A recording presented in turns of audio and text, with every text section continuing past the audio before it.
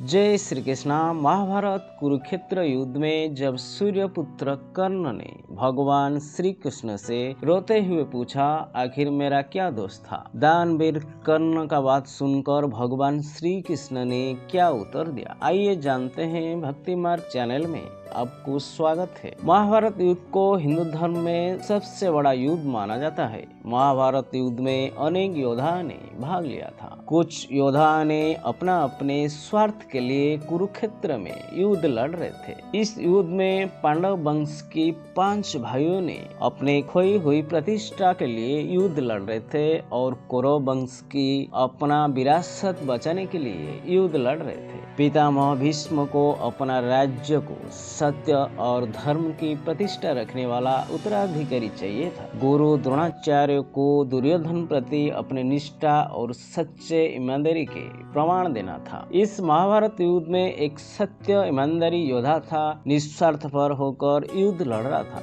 ना उसका कुछ स्वार्थ था, ना उसका कुछ मोह था। वो ऐसा योद्धा था, उसका नाम सूर्यदेव के पुत्र कर्ण था। कर्ण दुर्योधन का प्रिय मित्र था। दानवीर कर्ण ने निस्वार्थ पर होकर दुर्योधन के सपक्ष में युद्ध लड़ रहा था। इस युद्ध में मित्रता निभाने के लिए दानवीर कर्ण ने निस्वार्थ पर होकर मौत को गले लगाकर मित्रता के प्रमाण दिया था। जब अर्जुन के अंचलिक बाण से दानवीर कर्ण घायल हो गए थे, अपने अंतिम सांस गिन रहे थे, उनका मन में अनेक सवाल आया जिसका उत्तर वो जानने चाह रहा था। आखिर समय में दानवीर कर्ण ने भगवान श्री कृष्ण को स्मरण किया। कर्ण ने अपने अंतिम समय में भगवान श्री कृष्ण को अपने पास आने के लिए बुलाया था। दानवीर कर्ण के निवेदन पर भगवान श्री कृष्ण ने उनका पास आए। भगवान श्री कृष्ण को अपने पास देखकर दानवीर कर्ण ने रोते रोते पूछा,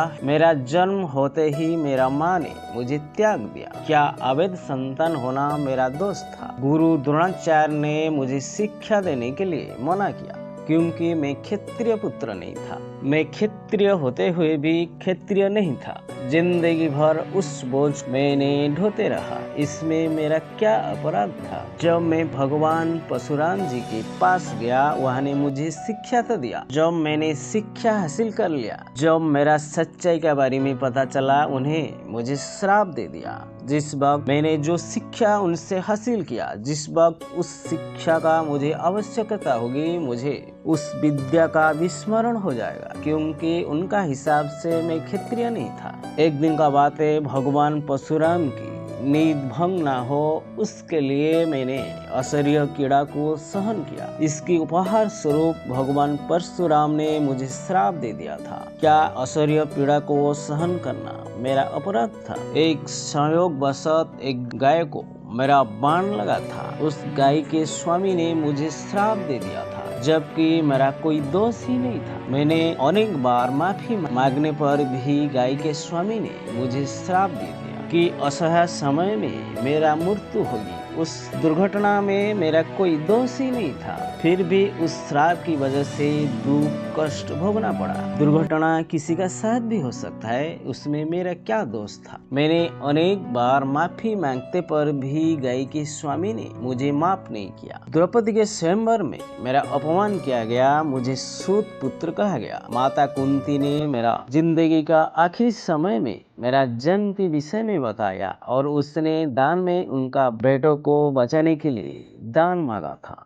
जब इस संसार में जो कुछ भी मेरा को मिला, जो कुछ भी प्राप्त हुआ, दुर्योधन से ही मिला। मैंने दुर्योधन की तरफ से युद्ध लड़ा, इसमें मेरा क्या दोष था? मैंने गलत क्या किया? हे वासुदेव, दानवीर कर्ण का बात सुनकर भगवान श्री कृष्ण ने कहा, हे दानवीर कर्ण, मेरा जन्म कारागार में हुआ था। मेरा जन्म से पहले मृत्यु मेरी प्रतीक्षा कर रही थी। जिस रात मेरा जन्म हुआ था, उसी रात मेरा जीवन बचाने के लिए मेरा माता पिता से दूर कर दिया गया। मेरा मामा कंस मेरा जीवन का सबसे बड़ा शत्रु था। वो मुझे मारना चाह रहा था। तुम्हारा बचपन रथ घोड़े धनुष बाण के बीच ध्वनि सुनते हुए पले बड़े हो। मेरा बचपन गोया लेके गौशाला मिली, गाय मिली, गोबर मिला, जब मैंने चलना भी नहीं सीखा था, मुझ पर कई प्रकार का प्राणघात हमला हुआ। प्राणघात हमला का झेलना पड़ा और राक्षसों में लड़ना पड़ा। मेरा मामा कंस ने मुझे मारने के लिए कई प्रकार का चाल चलने लगे। आखिर मैंने अपना जीवन बचाने के लिए ना मेरा पास कोई शिक्षा था, ना मेरा कोई सेना था। आखिर लोगों से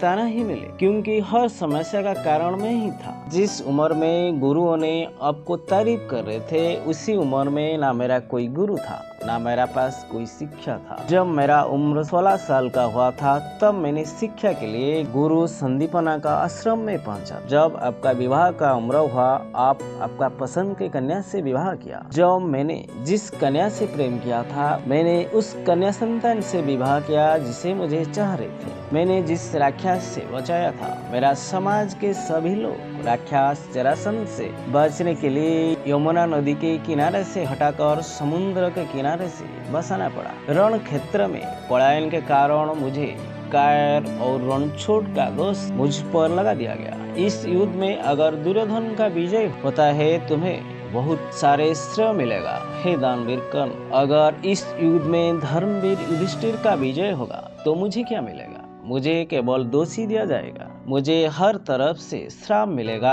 हर परिस्थितियों के दोषी माना जाएगा। अंत में अपने लोग से मुझे दूर होना पड़ेगा। हे दानवीर कर्ण, इस संसार में हर किसी को जिंदगी चुनौतियां देते हैं। जिंदगी हर किसी का साथ न्याय नहीं करती। दुर्योधन ने अन्याय का रास्ता चुना, अन्याय का सामना किया, तो धर्मवीर युधिष्ठिर ने अन्याय को रोका। हे दानवीर कर्ण, सत्य और धर्म क्या है आपको तो मालूम है। कोई बात नहीं, इस संसार में आपको कितना भी अपमान हो, हमारा जो अधिकार है वह ना मिले, कोई बात नहीं, लेकिन महत्व इस बात की है, इसी संकट का सामना हम कैसे करते हैं। अगर आप उस संकट का सामना करते हैं, आज आपको ये दिन देखने को नहीं मिलता। हे दानवीर कर्ण, इसलिए रोने धोने क्या मिलेगा। जिंदगी हमेशा न्याय नहीं करती। इसका मतलब ये नहीं होता आप अधर्म के रास्ता पर चलोगे, आप अन्याय अधर्म को स्वीकार करोगे। भगवान श्री कृष्ण ने कहा, हे दानवीर कर्ण, इस संसार में ऐसा कोई व्यक्ति नहीं हो जिसे ऐसा ना लगा हो इसकी समस्या सामने वाला की समस्या से बड़ी ना हो। हर किसी को ऐसा लगता है, हर इंसान ऐसा सोचता है, हर इंसान की हर समस्या अपने सामने वाला की समस्या से बड़ी हो, परंतु यह सत्य नहीं होता। हर इंसान की समस्या अपने अपने स्थान पर बड़े लगने लगते हैं। उसका मतलब ये नहीं है कि आप गलत के मार्ग पर चलकर अपनी समस्या का समाधान ढूंढने लगोगे, क्योंकि अपना धर्म, अपने प्रकृति किसी को भी गलत मार्ग पर चलने को अनुमति नहीं देते। अगर कोई इंसान अधर्म का रास्ता पर चलकर अपनी समस्या के समाधान का रास्ता ढूंढेगा, आपके जैसा ही कर्म भोगना पड़ेगा। उसी समय दानवीर कर्ण के मन में बहुत दुख हुआ।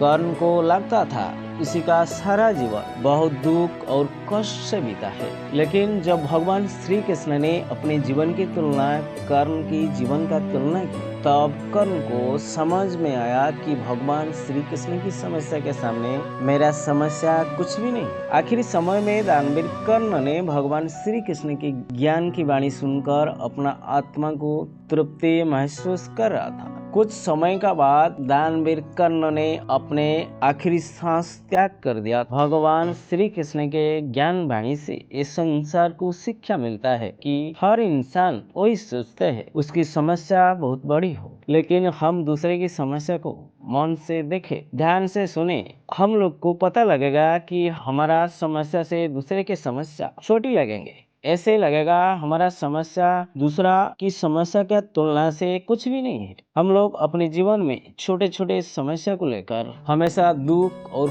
कष्ट से जीवन बिताते हैं, अपने नसीब और कर्म को दोष देते हैं। लेकिन हम लोग सूझबूझ से कर्म नहीं करते, दूसरे से शिकायत करते रहते हैं। अगर किसी मनुष्य का वजन ज्यादा हो, वो उस मनुष्य के लिए समस्या है। अगर किसी के वजन कम है, वो उस मनुष्य के लिए समस्या है। हर इंसान की जिंदगी में कुछ ना कुछ समस्या आते रहते हैं। हमारा पास जो कुछ भी है, हम उसे लेकर खुश नहीं रहते हैं। हम नकारात्मक सोच में पड़े रहते हैं, उसमें हमें कमी निकलते रहते हैं। उससे हमें दुख मिलता है, उससे लेकर हम लोग दुख और कष्ट में जीवन बिताते हैं। इस संसार में ऐसा कोई इंसान नहीं है उसका जिंदगी में कुछ ना कुछ समस्या नहीं आता है। हर व्यक्ति का जीवन में आखिरी सांस तक कुछ ना कुछ समस्या आते रहते हैं। इसके लिए हमारा जिंदगी में हर समस्या के नकारात्मक दृष्टि से नहीं, सकारात्मक दृष्टि से हम लोग देखना चाहिए, इसका समाधान का रास्ता निकलना चाहिए।